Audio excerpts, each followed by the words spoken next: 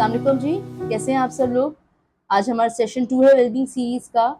और जैसे हमने इंट्रोडक्शन में बात की थी और फर्स्ट सेशन में बात की थी कि मुख्तलिफ़ चीज़ों की एक्सेप्टेंस का होना बहुत ज़रूरी है और तभी ज़िंदगी प्रॉपरली वेलबींग की तरफ जाती है। वेलबींग सिर्फ बीमारी का ना होना नहीं है, बल्कि ये है कि हम होलिस्टिकली किस तरह से अच्छे तरह से रह सकते हैं।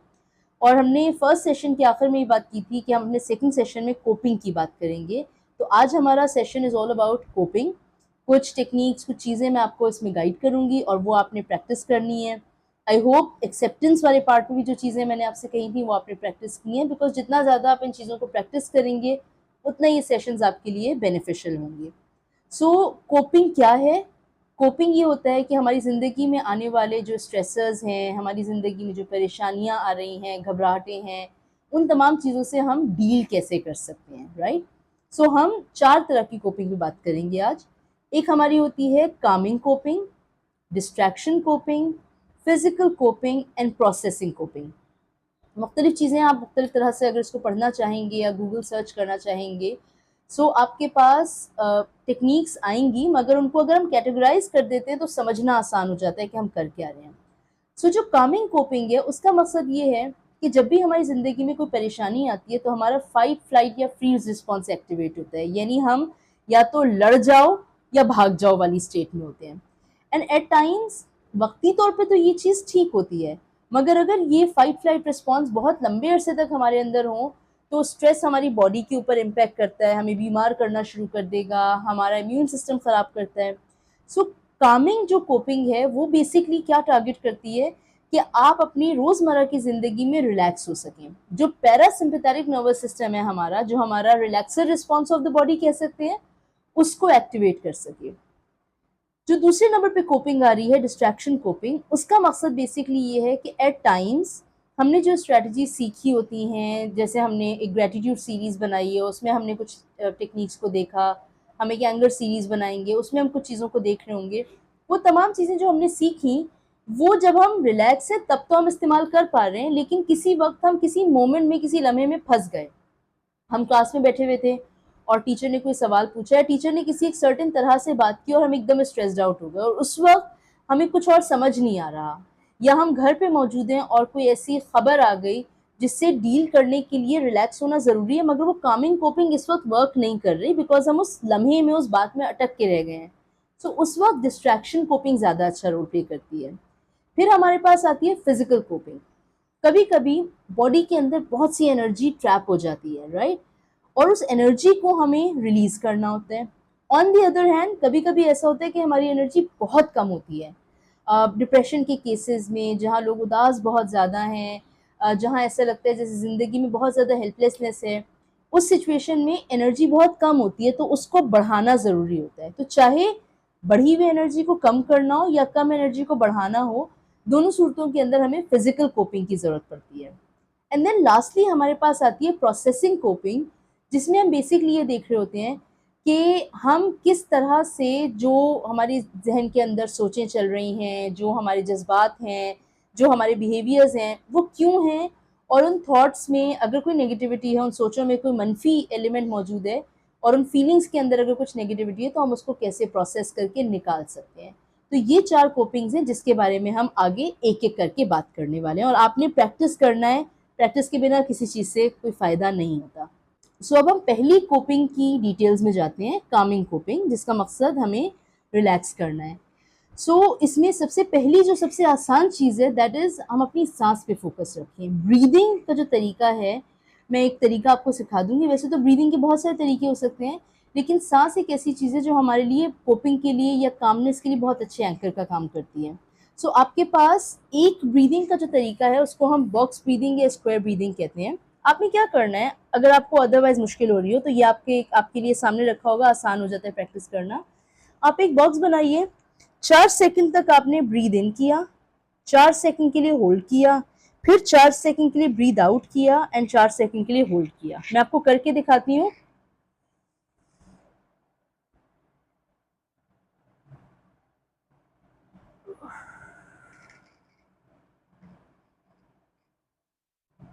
सो 4 सेकंड्स के लिए हमने breathe in, hold, breathe out, hold किया। जब आप ब्रीदिंग करते हैं तो ये डीप रिलैक्सेशन वाली ब्रीदिंग आपके पैरासिम्पैथेटिक को एक्टिवेट करती है, ठीक है। इसके साथ एक और दूसरी टेक्निक जो हम कर सकते हैं अपने आप को काम करने की, वो ये है कि हमारे जो पांचों सेंसेस हैं हम उनको इस्तेमाल करते हुए अपने आप को रिलैक्स कर सकते हैं। कुछ लोगों की ज़िंदगी में कुछ खुशबुएं ऐसी होती हैं जो उनको बहुत रिलैक्स करती हैं, वो एसोसिएटेड होती हैं लेट्स से किसी खास इंसान के साथ, या कुछ टेस्ट ऐसे होते हैं जो लेट्स से उनकी वालदा ने वो खाना बनाया था और उनको वो बहुत अच्छा लगता था, और जब भी वो खाना वो खाते हैं उससे उनको बड़ी रिलैक्सेशन होती है। या कुछ देखना, हम खाने के लिए भी पकाना पड़ेगा, राइट, लेकिन आप देख तो आराम से सकते हैं। कोई चीज़ जो आपको देखना बहुत अच्छी लगती है, आपके कमरे में कोई सीनरी ऐसी लगी हुई है जिसको देख के आप बहुत रिलैक्स होते हैं। सूदिंग थ्रू सेंसेस भी एक ऐसी चीज़ है जिसके थ्रू आप अपने आप को रिलैक्स या काम कर सकते हैं। अलॉन्ग विद दैट, 5 सेंसेस को ही इस्तेमाल करते हुए एक और टेक्निक होती है जिसको कुछ जगहों पे डिस्ट्रैक्शन का हिस्सा कहा जाता है, कुछ जगह पे कामिंग का हिस्सा कहा जाता है, आप जहां भी इस्तेमाल करना चाहें। दैट इज कॉल्ड एज 5-4, कैसे होता है, 5-4-3-2-1 टेक्निक, विच इज व्हाट, कोई भी 5 चीजें आप अपने आसपास देखें। पहले मैं इस टेक्निक का जरा सी आपको वजह समझा दूं कि हम ये क्यों करते हैं। जब हम किसी वक्त परेशान हुए होते हैं तो हमारा फोकस हमारी सोचों पे ज़्यादा होता है, और उन सोचों पे ज़्यादा होने की वजह से हम रिलैक्स नहीं हो पा रहे होते। तो उस वक्त हमें रिलैक्स होने के लिए फोकस को इनवर्ट की जगह आउटवर्ड पे ले जाना पड़ता है, और पास या फ्यूचर की जगह प्रेजेंट पे लाना पड़ता है। तो जब हम 5-4-3-2-1 टेक्निक को कर रहे होते हैं तो हमारे लिए आसानी ये होती है कि हम फोकस हियर एंड नाउ में लाके अगेन पांचों सेंसेस को ही इस्तेमाल करते हुए अपने आप को काम और रिलैक्स कर लेते हैं। अब इसको करना कैसे है, जिस वक्त आपको लगे कि आप परेशान हैं, अपने आसपास 5 कोई ऐसी चीज़ें देखिए जो भी, लेट्स से आप कहें जी 5 मुझे नीली चीज़ें देखनी है, या 5 स्क्वायर चीज़ें देखनी है, या 5 ऐसी चीज़ें देखनी है जो हार्ड हो, ठीक है। टेबल, दीवार, कैमरे का ट्राइपॉड, मेरी chair, and this glass that's there. 5 मेरे पास चीज़ें हो गई जो हार्ड हैं। फिर 4 चीज़ें जो मैं टच कर सकती हूँ, ठीक है। एंड व्हेन आई से टच, प्रॉपर्ली फील करें। ये शीशा स्मूथ है, ये टेबल की साइड थोड़ी खुरदरी है। 4 चीज़ें जो आप टच कर सकते हैं वो टच कीजिए। 3 चीज़ें जो आप सुन सकते हैं, I can hear the sound of the fan, बाहर चिड़ियाँ चहचहा रही हैं, बाहर कुछ बच्चे खेल रहे हैं, आई कैन हियर 3 साउंड्स। 2 चीज़ें जो आप स्मेल कर सकते हैं, और कोई भी एक चीज़ जो आप टेस्ट कर सकते हैं। जब आप ये 5-4-3-2-1 को इस्तेमाल करते हैं तो ये स्ट्रैटेजी भी आपको रिलैक्स करेगी। उसके बाद कुछ चीज़ें आप कोपिंग स्टेटमेंट्स के तौर पे अपने अंदर रख सकते हैं। इफ़ यू रिमेंबर, मैं मूवी को एंडोर्स नहीं करी, बट एक मूवी के अंदर था all is well, all is well. वो एक कोपिंग स्टेटमेंट थी। You can have a coping statement for your self. कुछ लोग रिलीजियस कोपिंग में उनके पास एक आयत है, इन्नल्लाह मा साबिरीन, that's the statement they like to recite. कुछ लोगों के लिए हस्बुल्लाह व निअमल वकील is a statement that they prefer. जिन लोगों की रिलीजियस कोपिंग नहीं है, जो दूसरी तरह की कोपिंग इस्तेमाल करना चाहते हैं, उनके लिए कोई भी स्टेटमेंट यूज होते हैं। फॉर एग्जाम्पल, आप एग्जाम देने जा रहे हैं और आपको लगता है कि बहुत मुश्किल आने वाला है और मैं शायद पास ना कर सकूं, तो एक स्टेटमेंट ये हो सकती है कि एग्जाम मुश्किल हो सकता है क्योंकि टीचर ने कहा था मुश्किल आएगा इस दफ़ा, लेकिन मैं मैनेज कर लूंगी। एक स्टेटमेंट आपने अपने लिए बनाया जिसको आप रिपीट कर सकते हैं like a mantra. And last चीज़ जो कामिंग कोपिंग के अंदर होती है, दैट इज़ इमेजरी। जब आप सोने लेटें, या अगर आपके पास 5-7 मिनट का टाइम हो, तो इमेजिन कीजिए एक ऐसी जगह को जिसमें आप बहुत रिलैक्स फील करते हैं। वो कोई सिनेरियो भी हो सकता है, वो कोई सेफ स्पेस हो सकती है, वो किसी इंसान का आपके साथ होना हो सकता है, something that really relaxes you. Literature generally ये कहता है कि आप इमेजिन ही करें, कोई रियल इंडिविजुअल को या किसी रियल जगह को इमेजिन ना करें, बिकॉज उसके साथ कोई नेगेटिव चीज़ एसोसिएट हो सकती है। अपनी इमेजिनेशन को एक्सेस कर लीजिए, और समथिंग जो आप बहुत क्लैरिटी के साथ सोच सकते हैं, but a place that really relaxes you, उस सिनेरियो को आप इमेजिन करें, और वो आपके लिए बहुत रिलैक्सिंग होगा, कोपिंग होगा, कामिंग होगा। हमने 5 चीज़ों की बात की, ब्रीदिंग की, सेंसेस को इस्तेमाल करते हुए सूद करने की, सेंसेस को इस्तेमाल करते हुए 5-4-3-2-1 टेक्निक इस्तेमाल करने की, कोपिंग स्टेटमेंट्स की, एंड इमेजरी की। यहाँ हमारी कामिंग कोपिंग कंप्लीट होती है। अब हम बात करेंगे डिस्ट्रैक्शन के ऊपर।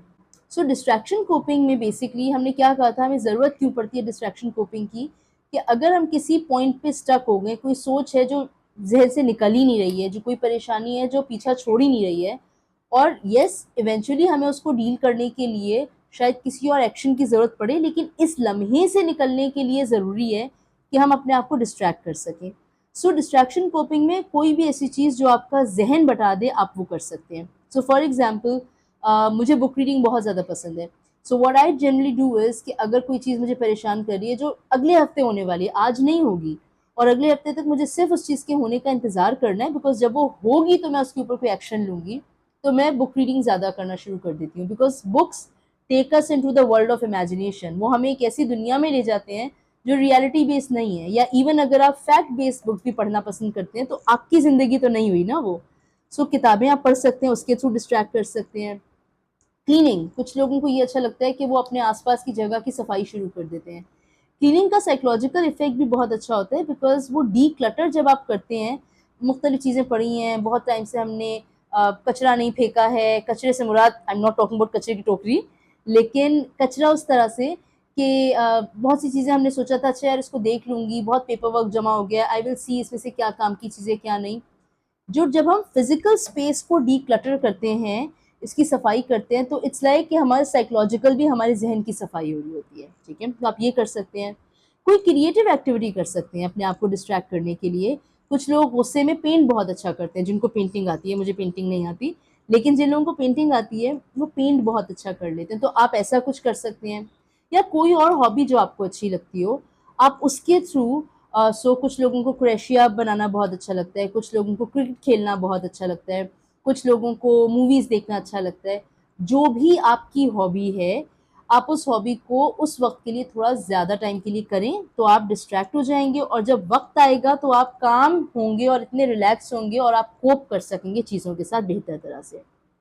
यहाँ तक तो हमने बात की, हमारे पास पहले कामिंग कोपिंग की और फिर हमने डिस्ट्रैक्शन की बात की। अब हम तीसरी टाइप की तरफ जाएँगे, जो हमने बात की थी कि फ़िज़िकल कोपिंग अगर आपको करनी हो। फ़िज़िकल कोपिंग के अंदर क्या हम देख रहे थे कि या तो हमारी एनर्जी बहुत कम है या बहुत ज़्यादा है। बहुत कम है तो उस एनर्जी को बढ़ाना है, बहुत ज़्यादा है तो उस एनर्जी को रिलीज़ करना है। फिजिकल कोपिंग होती है मूवमेंट के through, simple as that. Somatic coping भी कह सकते हैं इसको, मूवमेंट बेस्ड कोपिंग भी कह सकते हैं, बॉडी को इस्तेमाल करते हुए जिसमें हम कोपिंग कर रहे हैं। सो फिजिकल एक्टिविटी आपकी दो तरह की हो सकती है। आप स्मॉल फिजिकल मूवमेंट भी कर सकते हैं, आप लार्ज फिजिकल मूवमेंट भी कर सकते हैं। स्मॉल फिजिकल मूवमेंट्स के अंदर हम बेसिकली क्या कर सकते हैं कि हमारे पास कोई लेट्स से बॉल है, स्ट्रेस बॉल की तरह की चीज़ है, मुझे गुस्सा आ रहा है, मैंने उसको स्क्वीज़ करना शुरू कर दिया, ठीक है, तो वो एनर्जी रिलीज़ होना शुरू हो गई। या मेरे पास कागज़ है, मैंने उसको बेकार कागज़ को फाड़ना शुरू कर दिया, ठीक है। कागज़ को जब फाड़ते हैं तो उसमें वैसे भी दोनों हाथ इन्वॉल्व होते हैं, तो ऑलरेडी बायलैटरल स्टिमुलेशन हो रही होगी, जो एक साइंटिफिक चीज़ है जिसके थ्रू हमारे ब्रेन के दोनों पार्ट्स, दोनों हिस्से एक्टिवेट हो रहे होते हैं और वो हमें रिलैक्स करता है।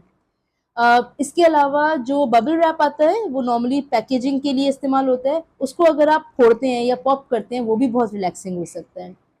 या आपने अपने पैर के टोज़ को विगल करना शुरू कर दिया, यानी आपने उनको हिलाना शुरू कर दिया। हाथों को आपने, जिसको हम कहते हैं रिंगिंग द हैंड, हाथों को आपने किसी तरह से मूव करना शुरू किया ताकि उसमें से एनर्जी निकले। इसी तरह से ये निकले, या अगर आप बिल्कुल कुछ नहीं कर रहे हैं तो थोड़ी सी एनर्जी आ जाए आपके अंदर। इसी तरह से आप लार्ज फिजिकल मूवमेंट्स के अंदर क्या कर सकते हैं, आप वॉक कर सकते हैं, आप एक ही जगह पे खड़े होकर जॉगिंग कर सकते हैं, आप एक्सरसाइज कर सकते हैं, अपनी डेली रूटीन में 10 मिनट की एक्सरसाइज कर लें अगर बहुत ज़्यादा नहीं है तो। या अगर गुस्सा है, गुस्से की केस में, या जहाँ बहुत ज़्यादा एंग्जाइटी इस तरह की चीज़ है, तो आप किसी सेफ स्पेस को पंच कर सकते हैं। ये तमाम वो चीज़ें हैं, मूवमेंट्स हैं जिनसे आपकी फिजिकली एनर्जी चैनलाइज हो जाएगी। सो अभी तक हमारी 3 कोपिंग हो गई। अब हम लास्ट कोपिंग के ऊपर बात करेंगे, जो कि हमारी है प्रोसेसिंग कोपिंग। सो प्रोसेसिंग कोपिंग बेसिकली जैसे हमने कहा था, वो उसका पर्पज़ ये होता है कि हम जो हमारे जहन में सोचें आ रही हैं, जो परेशानियाँ आ रही हैं, जो फीलिंग्स आ रही हैं, उन चीज़ों को हम प्रोसेस कर सकें, यानी उनसे हम बाहर निकल सकें। क्योंकि हम सिर्फ डिस्ट्रैक्शन हल नहीं है चीज़ों का, एनर्जी का रिलीज़ हल नहीं है चीज़ों का, चीज़ को हल करने के लिए उसके बारे में सोचना पड़ता है। सो अब इसके क्या क्या स्टेप्स हो सकते हैं, उस पर हम बात कर रहे हैं। तो सबसे पहली चीज़ होती है अवेयरनेस। किसी भी थेरेपी में, किसी भी काउंसलिंग में सबसे पहली चीज़ यही होती है कि हमें ये पता चले कि जो हो रहा है वो क्यों हो रहा है। पहली बात क्या हो रहा है और फिर क्यों हो रहा है। सो अब आप अवेयरनेस के अंदर क्या चीज़ कर सकते हैं, बैठिए, एक पेपर पेंसिल लेके बैठिए, या लाउड आवाज़ में अपने साथ बात कर सकते हैं, रिकॉर्डिंग कर सकते हैं अपने साथ, शीशे में देख के कर सकते हैं ये चीज़, जैसे भी आपको सही लगे, कि मुझे कैसा महसूस हो रहा है और मेरे जहन में क्या सोचें आ रही हैं। सबसे पहली चीज़ ये, इसकी इंटेंसिटी क्या है, किस शिद्दत से मुझे गुस्सा आ रहा है, लेट्स से गुस्सा आ रहा है किसी को, किस शिद्दत से गुस्सा आ रहा है, बॉडी में कहाँ महसूस हो रहा है। एट टाइम्स हमें एग्जैक्टली समझ नहीं आ रहा होता क्या महसूस हो रहा है हमें इन टर्म्स ऑफ इमोशन, लेकिन बॉडी के अंदर वो चीज़ जहाँ जहाँ महसूस हो रही होती है उससे हमें अंदाज़ा होता है कि इमोशन एग्जैक्टली कौन सा है। एंड लास्टली, किस चीज़ ने इस थॉट को, इस सोच को, इस एहसास को ट्रिगर किया है। सो अवेयरनेस का पार्ट सबसे पहले आपको करना है, क्या महसूस हो रहा है या क्या सोचे हैं, क्यों महसूस हो रहा है, कितना महसूस हो रहा है, कहाँ महसूस हो रहा है। ठीक है जी, ये चीज़ हो गई। उसके बाद आपने अगला स्टेप ये करना है कि अब मैं इसके बारे में क्या कर सकता हूँ। कुछ चीज़ें ऐसी होती हैं जो पास्ट रिलेटेड होती हैं, यानी अब उनके बारे में हो कुछ नहीं सकता। मुझे मेरे पिछले बॉस पे बहुत ज़्यादा गुस्सा था, लेकिन अब वो बॉस जो हैं वो तो मुल्क छोड़ के जा चुके हैं, मुझे पता भी नहीं है कि वो कहाँ हैं, लेकिन अभी कुछ ऐसा हुआ जिसकी वजह से मैं ट्रिगर हो गई। तो अब वो पास्ट की चीज़ें, शायद मैं उसके बारे में और तो कुछ नहीं कर सकती, but I can journal about it, मैं उसके बारे में लिख सकती हूँ। जर्नलिंग किसी भी चीज़ के बारे में की जा सकती है। जर्नलिंग का सिंपल मतलब ये है कि पूरा दिन गुजार के आप at the end of the day जो भी आपके जहन में सोचें चल रही हैं उसको आपने अपनी नोटबुक के अंदर लिख लिया। नोटबुक पे ना लिख सकें, अगर आपको लगता है कि आप एक ऐसे घर में हैं जहाँ पे शायद आपकी नोटबुक कोई पढ़ सकता है, ये जॉइंट फैमिली सिस्टम में आप रह रहे हैं, आपके पास अलग लॉकर नहीं है कुछ, तो आप उसका तरीका ये कर सकते हैं कि एक रफ पेपर पे लिखा, जब मुकम्मल तौर पे इमोशंस और थॉट्स बाहर आ गई, चाहे तो पढ़ें उसको, चाहे ना पढ़ें, जैसा आपको बेहतर लगे और आपको लगे कि इसका क्या इम्पैक्ट होगा, उसके बाद आप उस पर्चे को फाड़िए और फ्लश आउट कर दीजिए या जला दीजिए। जलाने में भी गैस खर्च होती है, आप फ्लश आउट कर दें, सबसे आसान तरीका है। सो जर्नलिंग के अलावा फिर ये कर सकते हैं कि जो हमारे इमोशंस हैं उसको क्रिएटिव तरीके से हम निकाल सकते हैं। कुछ लोग जब उदास होते हैं तो पोइट्री करते हैं, शायरी लिखते हैं, ठीक है। सो आप शायरी कर सकते हैं। कुछ लोग, जैसे हमने पीछे भी बात की थी, कुछ लोग ड्राइंग करते हैं बहुत अच्छी, पेंटिंग करते हैं बहुत अच्छी। सो किसी भी तरह से, किसी भी क्रिएटिव तरीके से आप अपने इमोशंस के साथ डील कर सकते हैं, क्योंकि अवेयर तो हम हो गए, अब हमें ये देखना है उस थॉट या उस इमोशन के साथ करना क्या है। उसके अलावा लेटर राइटिंग हम कर सकते हैं, जैसे हमने बात की अभी कि अगर वो बॉस जा चुके हैं, या लेट्स से कोई ऐसा इंसान है जो अब इंतकाल कर चुका है और मुझे बहुत ज़्यादा गिल्ट है, मेरी वालदा का इंतकाल हो गया और मुझे लगता है मैंने उनको इतना वक्त नहीं दिया और उनके जाने से पहले मैं माफ़ी नहीं मांग सकी उनसे उन तमाम चीज़ों के लिए जो मैंने की। तो अब ऐसे में आप एक लेटर उनको लिख सकते हैं, इमेजिनिंग कि वो सामने मौजूद हैं और वो लेटर पढ़ेंगी। या इसी का एक और तरीका ये होता है कि ये इमेजिन करें कि जैसे मैं यहाँ बैठी हूँ और मेरे सामने एक खाली कुर्सी है और उस कुर्सी पे वो इंसान मौजूद है जिससे मैं बात करना चाहती थी या करना चाहता था, और मैं अब नहीं कर सकता because that person is not available, वो इंडिविजुअल अब मौजूद ही नहीं है, चाहे वो शहर या मुल्क छोड़ के जा चुका है या मेरे उससे ताल्लुकात उस तरह के नहीं है कि मैं बात कर सकूँ उससे। सो सिचुएशन में लेटर राइटिंग के साथ साथ हम एम्प्टी चेयर टेक्निक करते हैं, सामने उस इंडिविजुअल को बिठा के इमेजिनेशन में, और हम उससे बातचीत करें। अमेजिंग बात यह है, वो तमाम लोग जिनके जहन में इस वक्त ये सवाल आ सकता है कि हमें तो पता है ना सामने कुर्सी खाली है, तो फिर हाउ विल दिस वर्क।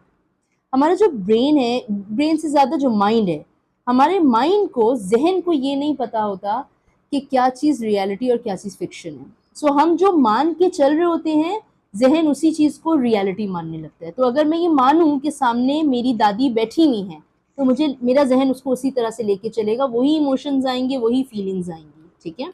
और लास्ट चीज़ जो हम प्रोसेसिंग कोपिंग के अंदर कर सकते हैं वो ये है कि हम ऑल्टरनेट थॉट्स को क्रिएट करें। एक सोच मुझे मुसलसल परेशान कर रही है और वो नेगेटिव नेचर की थॉट है। वो नेगेटिव थॉट मुझे किसी भी तरह से फ़ायदा नहीं पहुंचा रही है, ठीक है। बहुत से लोग ये कहते हैं कि नेगेटिव थॉट अगर वैलिड हो, यानी अगर वाकई में जो मैं सोच रहा हूँ ऐसा ऐसा हो रियलिटी में, बिल्कुल सही बात है, रियलिटी में वो चीज़ मौजूद हो सकती है और हो सकता है कि वो नेगेटिव थॉट वैलिड हो, मगर फ़ायदा वो फिर भी नहीं पहुंचा रही, बिकॉज आपकी एनर्जी को वो नेगेटिव सोचने पे लगा रही है रादर देन एक्शन करने में। सो आपने एक ऑल्टरनेट थॉट लेके आनी है जो पॉजिटिव हो मगर बैलेंस्ड हो। So for example negative thought आ रही है कि मैंने वाकई में अगर मैं लेट्स से मेरे वैन वाले अंकल देर से आ रहे हैं तो मैं बहुत ज़्यादा परेशान हो रही हूँ, मेरे जहन में मुसलसल ये आ रहा है कि रोज़ वैन वाले अंकल देर से आते हैं और इसकी वजह से मेरा टाइम वेस्ट हो रहा है। ये एक नेगेटिव थॉट है और ये एक वैलिड थॉट है, बिकॉज येस वैन वाले अंकल देर से आ रहे हैं, लेकिन अगर मैं एक पॉजिटिव थॉट लाऊं कि ओके वैन वाले अंकल देर से आ रहे हैं, ये एक रियलिटी है, मैं उसको चेंज नहीं कर सकती, मगर मैं इस वक्त को और किसी तरह से इस्तेमाल कर सकती हूँ। जब मैंने ये पॉजिटिव सोच ले आई ना, अब मेरे जहन में वेज खुलना शुरू करेंगे कि ओ शायद मैं इस टाइम को अपना होमवर्क करने में लगा सकती हूँ, शायद मैं इस टाइम को कोई बुक रीडिंग में लगा सकती हूँ, शायद मैं इस टाइम को कोई अपनी पसंद का गाना सुनने में लगा सकती हूँ। सो प्रोसेसिंग कोपिंग के अंदर आप अपने नेगेटिव थॉट्स या नेगेटिव इमोशंस को प्रोसेस करते हैं और हमने मुख्तलिफ तरह की एक्टिविटीज़ आपको बताई। ये वीडियो आई डू अंडरस्टैंड थोड़ा सा लंबा है, बिकॉज ये सेशन आपको ये पूरी अंडरस्टैंडिंग बहुत डेप्थ में दे रहा है कि ज़िंदगी में हालात चाहे जैसे भी हों आप उनसे डील कर सकते हैं अगर आपको तरीके मालूम हो तो। इंशाल्लाह अगले सेशन के अंदर हम दोबारा मिलते हैं और अगले सेशन में हम सेल्फ केयर के हवाले से कुछ बात करेंगे और उसके बाद वाले सेशन में बाउंड्रीज, इस तरह से हम मुख्तलिफ सेशन में चीज़ों को डिस्कस करेंगे। I will see you in the next session इंशाल्लाह।